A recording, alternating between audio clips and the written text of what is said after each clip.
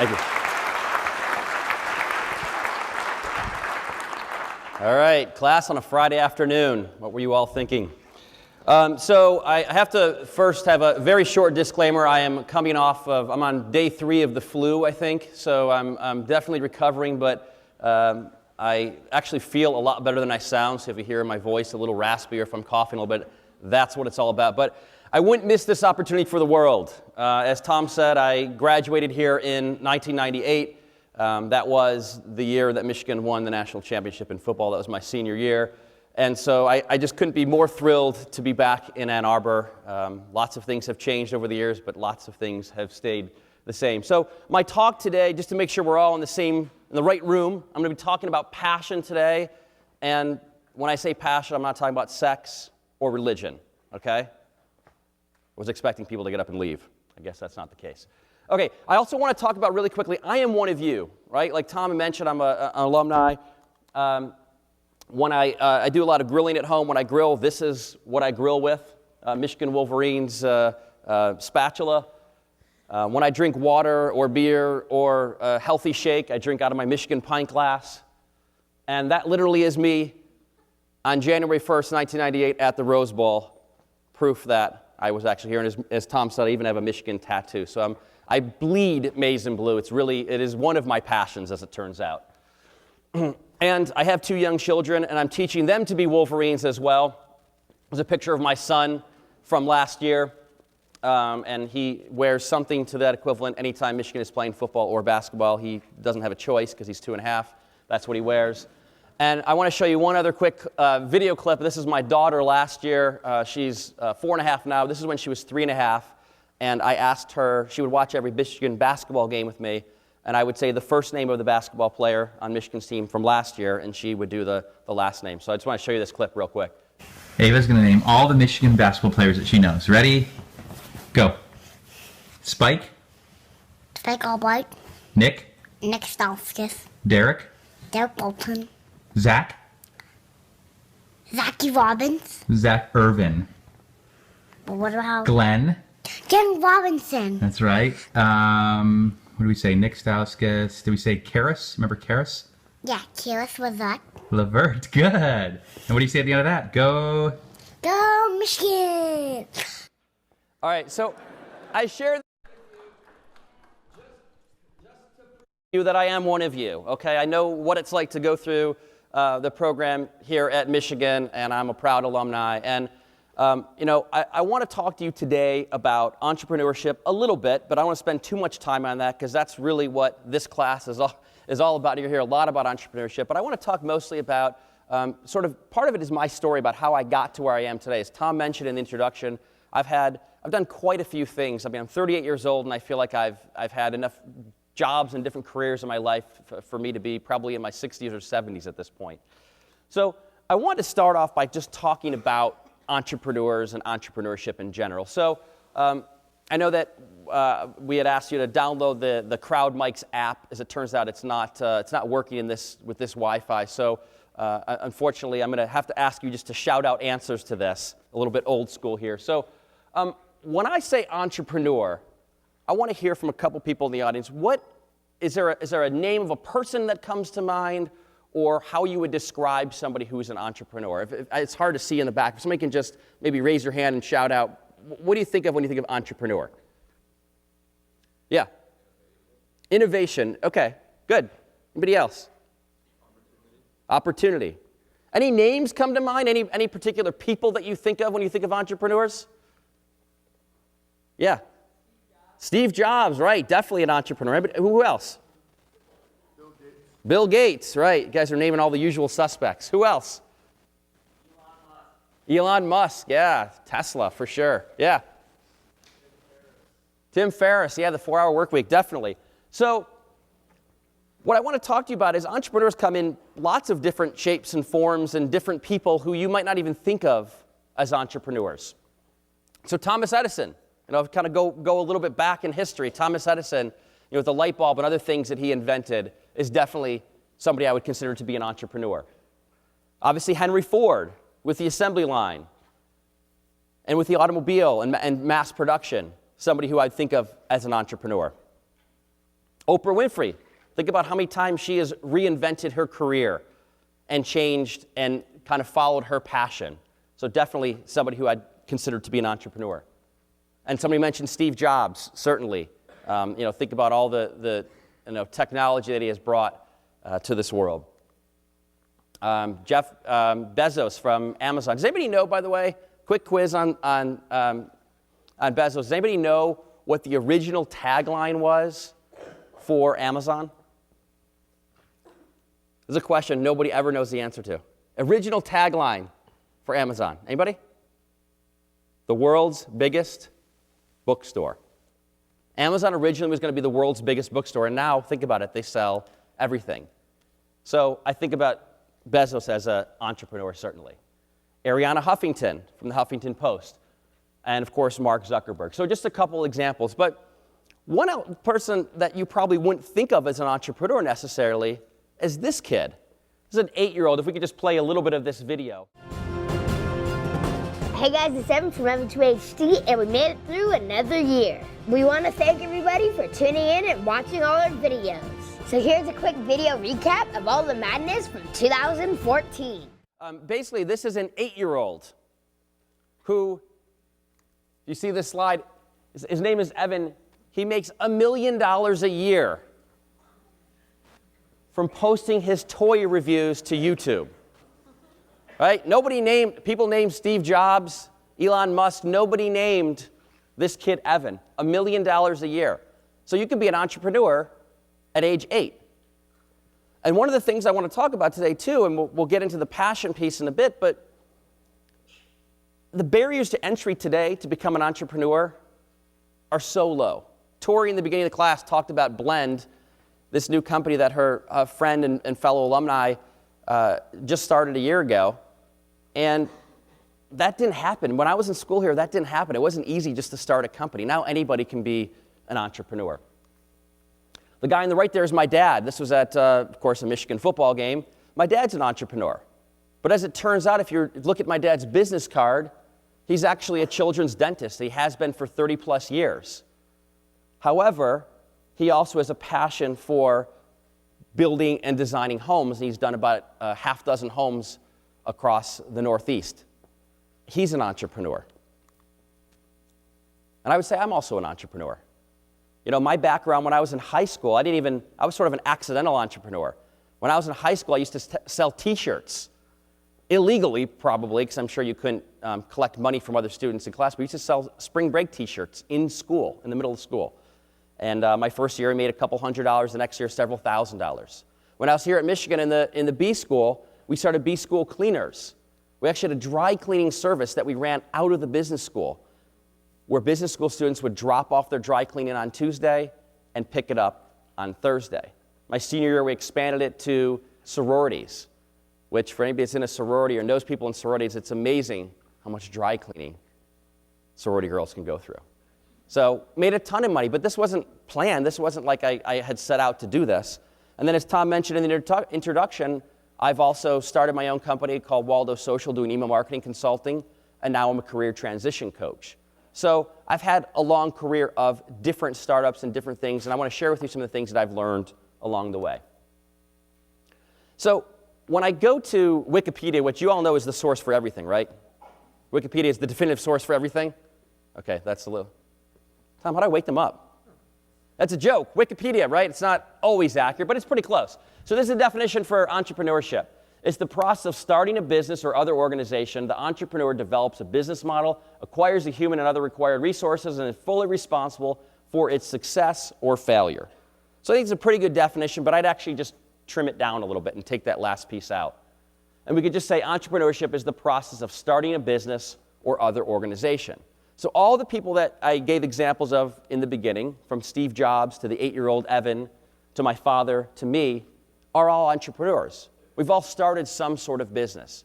And that's really all it takes today to be an entrepreneur. And remember, too, as an entrepreneur, you can have some sort of product, right? So an iPad, MacBook, iPhone.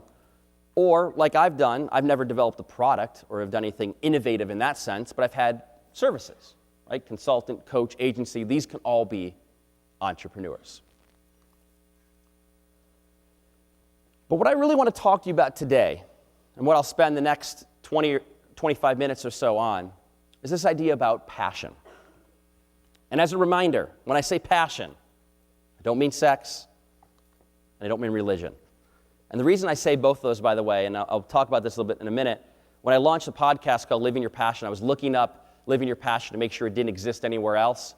And every result I kept getting back was some sort of podcast that talked about passion from a sex standpoint or passion from a religion standpoint. So other than sex and religion, I'm curious how you all would define passion. Does anybody want to take a stab at it? How would you define passion? This is the class participation point, once again. Anybody, passion, how would you define passion? Yeah. Something you care deeply about. Love that. Great. Anybody else? Passion. Something that drives you. Yeah, something that drives you, right. Totally. Who else? Something you care deeply about, something that drives you. What else? Make you act irrationally. Sometimes it definitely can. Yeah, definitely. So I think those are all accurate definitions. The way I tend to define passion is this, and this is a t-shirt I own. It's doing what you love and loving what you do. Doing what you love and loving what you do. And I really believe strongly that the most successful entrepreneurs and the companies and businesses that last the longest are people who are not just launching a company, but people who are launching a company that they're really passionate about. People who are doing work that they love and loving the work that they do. When I think about passion, this guy comes to mind. Right? Jim Harbaugh is somebody who does what he loves and loves what he does. Right? He's had his whole career after football has been coaching. He loves coaching, and he's pretty good at it. We hope he's really good at it over the next couple years. I also think about somebody like LeBron James. Obviously, this is a guy who loves what he does, happens to be good at it, and is very passionate about basketball. If you've ever heard LeBron James in an interview after a game or before a game, all the guy wants to do is win. That's all he cares about. He's so passionate about basketball, all he wants to do is win. But this is somebody you probably haven't heard of or haven't seen before. I've given examples so far of people that are more common to you. But this is somebody, her name is Ann Handley. She's a friend of mine. She's a colleague. She's a 2-time best-selling author, a book called Content Rules and a book called Everybody Writes. She was also a guest on my podcast, Living Your Passion. And Ann's passion, as it turns out, is writing. And what's interesting about Ann is Ann has been writing from when she was a young child. She used to have a neighborhood newsletter. This is before email. This is before cell phones. This is when she would literally handwrite something. Her dad would go and photocopy it, and 3 times a year she would distribute a newsletter into different mailboxes of her neighbors. So she jokes that she actually invented blogging. This was blogging before it even existed. But Ann is somebody who does what she loves and loves what she does. She has always been a writer. No matter what she's done in her life, she has always written. She has a very active blog. She's currently the chief content officer for an online B2B company called Marketing Profs, and she continues to write and blog daily.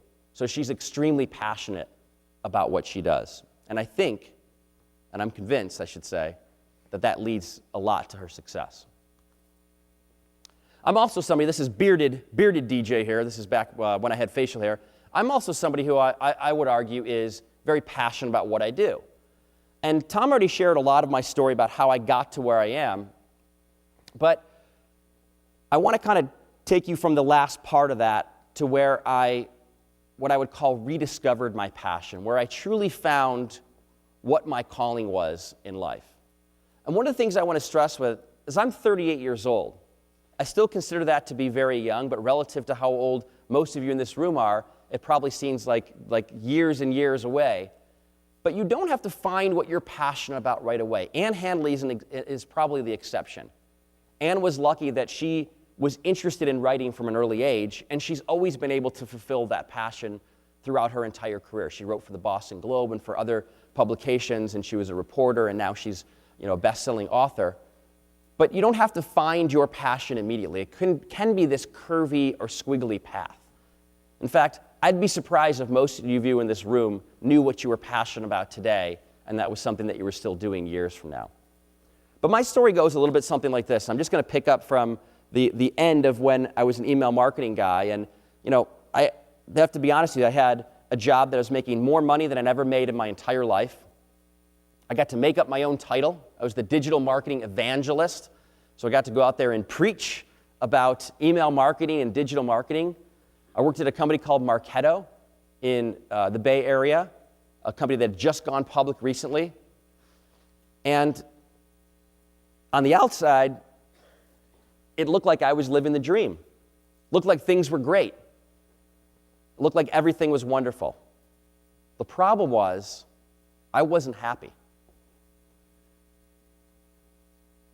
And some of you will get to this point where you'll have a job after college or a couple jobs in, and you'll realize, on Monday you might not want to go into work, because it's Monday. You might even do that with classes. The long weekend, all of a sudden it's Monday, you might not want to go into work or go to class. My problem was it was Friday, and I'd sit in my car, and I didn't want to go into work. And I realized the reason is because I had lost my passion. I'd lost my passion for what I was doing. And I was the kind of person that needs to do something that I love and love what I do. And so, like I said, I realized I wasn't happy. And so I found this flow chart online that really helped me decide what I was going to do next and how I was going to make a change in my life. And so it's a very simple flow chart, right? You ask yourself, are you happy? And there's only two answers to are you happy? Yes or no? If you are happy, if the answer is yes, it's very simple. You keep doing whatever you're doing, right? If you're happy, keep doing what you're doing. If you're not happy, you first have to ask yourself a question. Do you want to be happy? And this is where I realized that, yeah, you know what? I do want to be happy. If you don't want to be happy, then you can just keep on doing what you're doing. But if you do want to be happy, which I hope is the majority of you, you have to change something. And so for me, the change was I quit my job. So in June of last year, I quit a high-paying job in a hot industry with a great title and seemingly on top of the world. I quit my job. And I made it my job to rediscover my passion, to find out what I wanted to do. And, it sounds like a joke, but I did spend the first month drinking a lot of beer and trying to figure out what I wanted to do and realized that wasn't working. So then I tried to exercise more and get healthier again and work off all that beer I had drank. But I knew that I needed to change something. I knew I needed to do something different. I knew I needed to find my passion. And how I went about that, and what I want to share with you today about that, is I thought about what I call the common thread. What is it in your life that you keep coming back to that you love? That you do things irrationally because of? What are the things that you're so passionate about that they keep pulling up in your life and they keep being recurring themes? And for me, as Tom mentioned again in that intro, it was people. I've always been passionate about people, no matter what. I love standing in front of an audience like this. Most people are terrified about public speaking. I crave this. I love this. I have a blog called Social Butterfly Guy. The reason it's called Social Butterfly Guy is because in high school, my buddy used to call me the social butterfly. I used to be the person that was at every table talking to people, shaking hands, saying hello to everybody. And I realized no matter what I did, from when I was an 8th grade teacher, I loved it because I was around people. When I was in email marketing, it doesn't seem like there's a tie to people there, but I'd get up on stage and speak, and I would get to write, and I get to be around people. So I realized my common theme, or my common thread, has always been people. So what happened was when I quit my job, I basically had two different groups of people that reached out to me. The first group of people was somewhere around 10 or 15% who said, oh, I can totally relate to what you're going through, DJ. I was there a year ago. I'm actually now loving what I'm doing and living my passion. And out of that group, I decided to start this podcast called Living Your Passion, where I interview people like Ann Handley who are doing what they love and loving what they do. And so that was one end of what I started to do. The other end is I got about 85% of people said, oh my God, DJ, I know exactly what you're talking about. I hate what I'm doing too. I'm not passionate about my job. I'm in my mid-20s, my mid-30s, my mid-40s, and I no longer love what I do. I've just been going through the daily grind. I mean, you'll see what happens, unfortunately, I think, is you go through the system a little bit and you get out of college and you take a job and you never have time to really process what are you truly passionate about? What are the things that drive you? And so it took me until I was in my mid to late 30s to kind of take the time to reflect on that.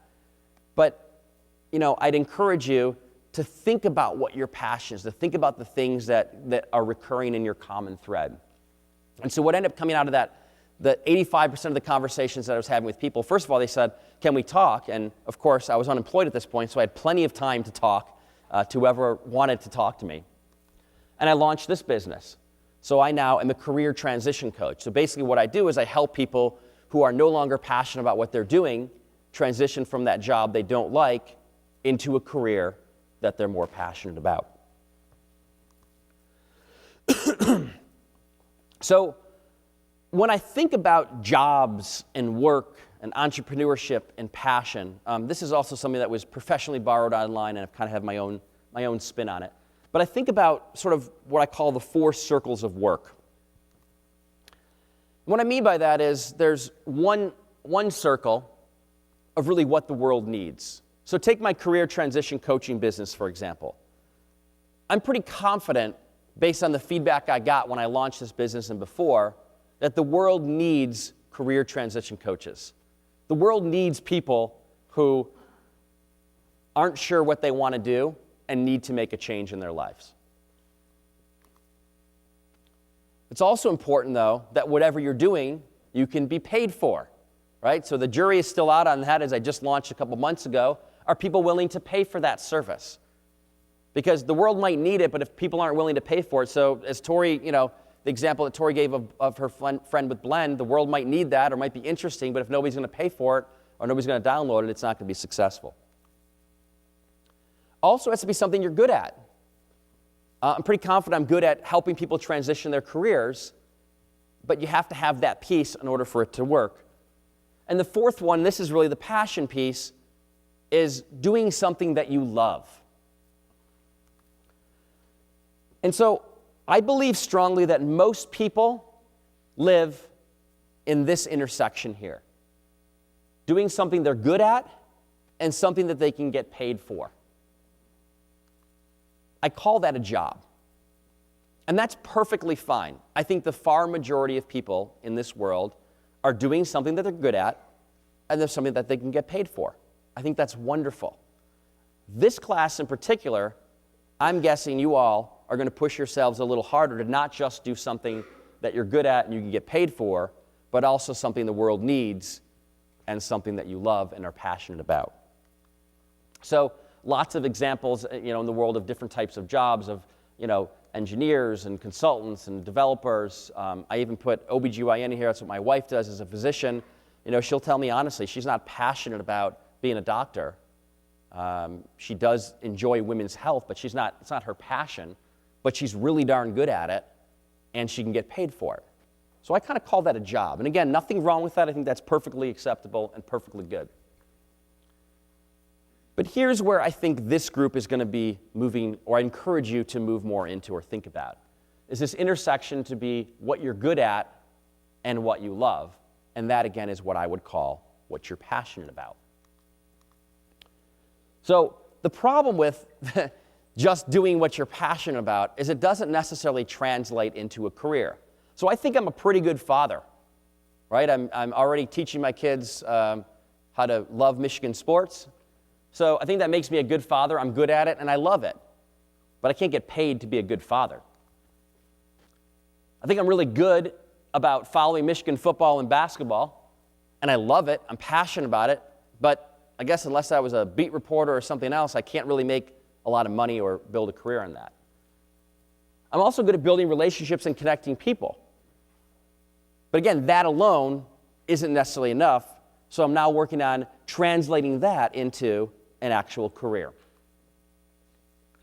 But this is the intersection that is the most important, I think, is doing what you love, doing what you're good at, and what you can get paid for. This is what I would call passion plus, right? Because it's one thing to have that passion, but if you can actually get paid for it, that's the key. So examples I gave before, I think about people like Jim Harbaugh, clearly good at something, loves it, and the last I checked, he's getting paid quite a bit for his coaching job at Michigan.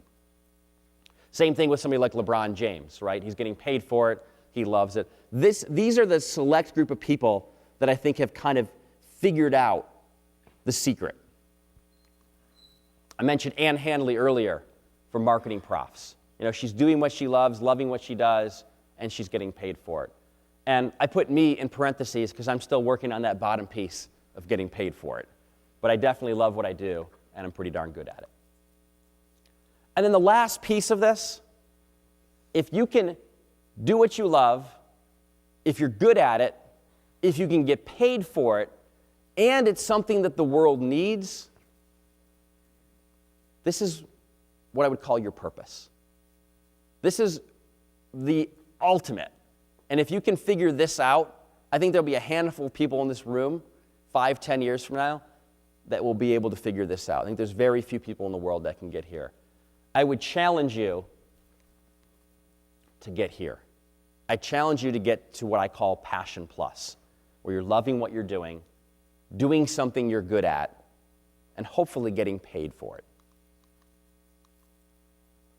So I'll leave you with a couple kind of other parting thoughts and things to think about around passion. This was actually a card that my dad sent me about 6 months ago. And this is sort of a mantra that I live by, is this idea that you should do it with passion or not at all. So if you're not loving what you're doing, it might be time to reconsider. It might be time to think about something else. It might be time to reevaluate. I'm a big believer that you should love what you do and be passionate about what you do. If you're building an app, be passionate about it. If you're building a product, if you're creating a new service or something the world needs, be passionate about it. The other thing is enjoy the journey. I think too often, especially as students, we think about what it's going to be like after we graduate, or what it's going to be like in 5 years when that app is successful, or what it's going to be like in 10 years when our career has taken off. But you have to enjoy the process. You have to enjoy the journey. A quick story, a friend of mine, actually somebody I had on the podcast, she believed from early on her passion was music, and she believed she was going to be the next Beyonce. In order to be the next Beyonce, she knew what she had to do to get there, and she actually released a CD. She had a whole CD release party, and she was well on her way. But then she realized that it was going to take at least 10 years, minimum of 10 years, of really hard work to possibly get her music career launched and be really successful. And she realized that she didn't enjoy the process. She didn't enjoy the journey. And therefore, she made the really tough decision to give up music and do something different. So this piece is really critical. Enjoy the journey, enjoy the process. Definitely be focused on the end and where you're going to be, but make sure you're enjoying the process you're going through it. Also, I talked a little bit today about finding your common thread. Find the thing that you keep coming back to. For me, it's always been about people. Find the thing that you're so passionate about that it just keeps recurring in your life. Whatever it is, wherever you are, whatever job you have after college, whatever classes you're doing, think about the things that you keep enjoying and keep coming back to. That's what I would call your common thread. And this is one of my favorite graphics, and hopefully you'll revisit this during your class or something along the lines of this. Don't give up too soon. And this is a tricky one, because you never know how close you are. I will tell you, in the last couple months since launching this business, there's been plenty of days that I've been close to being the guy in the bottom. Plenty of moments where I've said, you know what, it's time to give up. It's time to just do something different, go back to the corporate world, and go back to a job that I'm probably not going to love, but maybe it's time to just quit. You really never know how close you are. The challenge, of course, is knowing when it's time to give up and when it's time to keep going. But I challenge you to keep going, especially if it's something you're passionate about. So I'll leave you with 7 what I call deep thoughts and big themes from today. First, entrepreneurs are everywhere. The barriers to entry today to be an entrepreneur are really, really low. Anybody can build an app. Anybody can launch a company. You can be 8 years old and do online toy reviews and make $1 million. You can be my dad, who's a dentist and also sells houses on the side. Entrepreneurs are everywhere, all around you. Second, enjoy the journey. Make sure that you're enjoying the process, enjoying every step.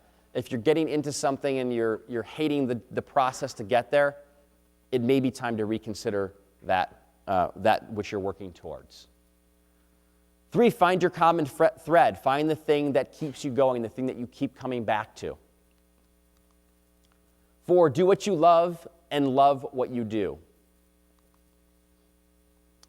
Remember that flow chart about happiness. If you're not happy and you want to be happy, you've got to change something. You have to do something different. Do it with passion or don't do it at all. I really believe strongly in this one. If you're going to do something, if you're going to spend your career doing something, be excited about it, be passionate about it, give it your all. And finally, you never know how close you are. So I want to leave you with those thoughts. I intentionally left about 10 minutes or so at the end here to field any kind of questions. I'm happy to answer. Well, first of all, anything. Let's give you a round of applause. Thank you very much, DJ.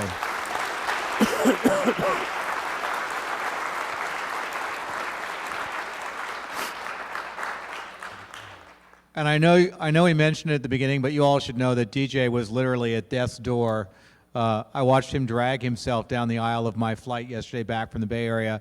I didn't even want to acknowledge him because I was scared he would get off the plane, but the fact that he pushed through this lecture today is an example of his own passion and perseverance about what he believes in, so thanks again. Questions for DJ? Does anybody not believe in passion? Does anybody think that's a bunch of crap? It's okay if you do. Mike Rowe doesn't believe in passion, right?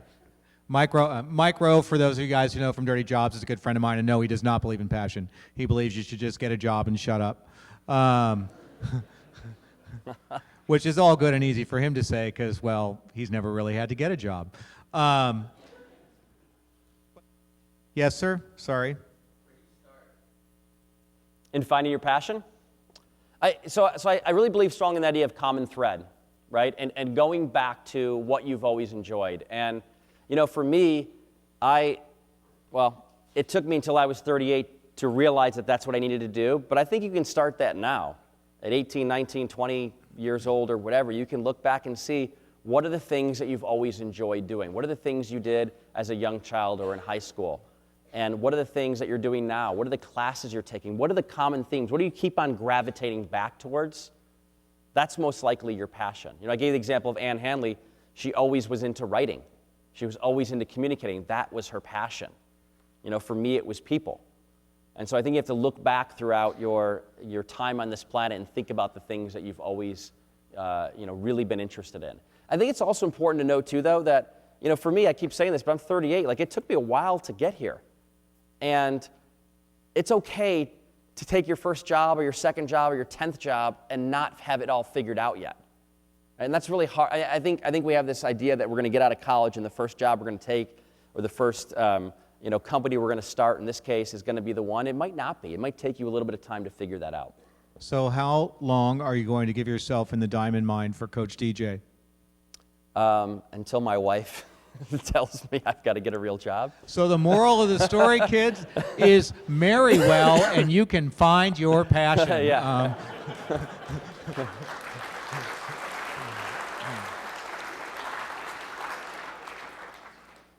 Does anybody else have any comments or questions for DJ? Yes, sir. What happens if this isn't actually your passion and you have to swim Yeah, that's a great question. So the question, if those who couldn't hear, is what happens if this is not my passion? I've thought a lot about that. I really have thought a lot about that. So Drunk and sober? yeah, I've thought a lot of, after a few beers and deep in the middle of the night. I've dreamed about it. No, but in all seriousness, if it's not my passion, I'm now confident because of this whole common thread thing. I'm confident that whatever I do has to involve people. So I believe strongly in the career transition coaching. I believe that is my passion. But I'm also not naive enough to think that it's going to be the thing I'm going to do the rest of my life. But I do know that what I'm going to do the rest of my life has to involve people. I get energy from this. I get energy from interaction and speaking and being in front of people. And so I know it has to be that. I think it's taken me a long time to realize that because otherwise, years ago I would have thought of that as sort of failure, and saying, oh, here I go. My wife teases me because she has a more traditional job as a physician. She's been in school her whole life training, and it wasn't until she was 34 that she actually had, a quote-unquote real job. And for me, I change jobs every 2 years. You heard my story about all the different things I've done. But I think I've now realized that that's okay. And that's just kind of part of the process. Yes, sir. Would you tell us a bit about what you actually do with your job? How's it going? Yeah. So the question is around what I do with career transition. Do you have a paying client yet? And how do you help them? No, so I don't have a paying client yet, as it turns out. Interesting enough, I'm 2 months in. I don't have a paying client yet. I started the business with 3 kind of beta clients, 3 clients that I worked for pro bono, totally free, and helped them. 2 of the 3 of them have landed new jobs since, and one didn't have a resume updated and didn't have a LinkedIn profile, and he's 38 years old. So I got him started with that. I'm assuming most of you have that set up, right? Ready? Good. Okay. So basically what I do as a career transition coach is I help people basically identify why they're not happy at their current job, figure out if they need to quit their job, find what they're truly passionate about, right? Find their common thread, find whatever it is that is their life's calling. And then I help them actually, through my network and other connections, I help them land that next job. That's hopefully a job they're more passionate about. Yes, sir. Middle of the audience. Do you live near your family? Okay, I would just stay here. I wouldn't get close. No, I mean, seriously, I think, that's the hardest thing, right? You have to kind of fight the pressures to do what everybody else feels like you should do. And I think that's part of finding your passion and doing what you believe in, is you've got to kind of stay the course. There's a really good book, Stephen Press, I don't know if you guys read that book in here. It's called Do the Work. And it basically talks about like staying focused, and your family and friends can be your biggest supporters, your biggest advocates, and they can also be people who get in your way. Because you have that pressure to do whatever it is they say you should do. And I think if you believe in something strongly enough, you forge ahead. Adding on to and sort of tying into the passion theme from my own experience, I grew up in Cincinnati, Ohio, so getting a job at Procter & Gamble, my parents felt like they had won the lotto, like they were safe, it was all good and okay. I actually decided that my passion was I wanted to go out to LA and be a TV producer. I think they literally sat in mourning for about 3 months. This was the worst possible outcome for what they thought was a success. The first time they saw my name in the credits of a TV show, all was forgiven. So maybe he's right. Stay here, or if you have to get away to be or do what you want to be, then you should. Yes, sir.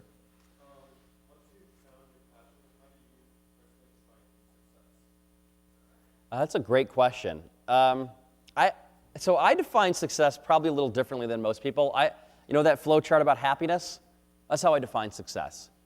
I think too many people in this world are doing things that they are not happy, that they don't love and are not happy. And I think, not to get too deep, but I think unhappiness at work ultimately leads to a lot of physical and mental health issues and other things. So to me, success is being happy and being able to contribute to the world around me. I have a different answer, because he's 38, I'm 51. I think your hierarchy for success changes. Yeah. So if the most important thing to you is to get a relationship or to get a certain income or to anything else that you can put on the hierarchy, over the course of your career, what makes you happy and how you define success will change.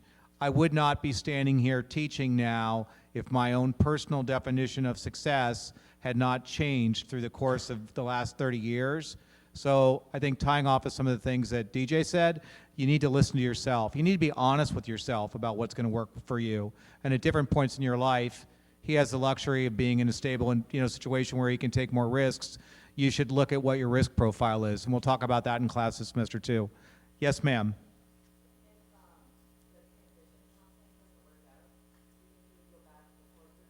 They are like so worried about I you. I mean, so it hasn't been So as like successful as I thought it would hypothetically, be, if those but- 5 slides about being happy and shit don't Right, work right. out. Yeah, so that's, no, it's a good question. And again, it's something I have thought about, right? I mean, it's only been a couple months, but I look at it as I started my company 2-3 months ago. My wife looks at it as I've been unemployed for 6 months.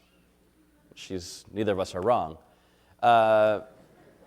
But yeah, I mean, I've learned about myself, that I don't think I do well in a corporate environment. I don't do well where people are telling me what to do all day long. So I think I would go, if I had to, if it doesn't work out, I would go something in between. All right, that's going to be our last question. Thank you, DJ. We're going to throw up another attendance slide. So let's give DJ one more round of applause, Thank you. please.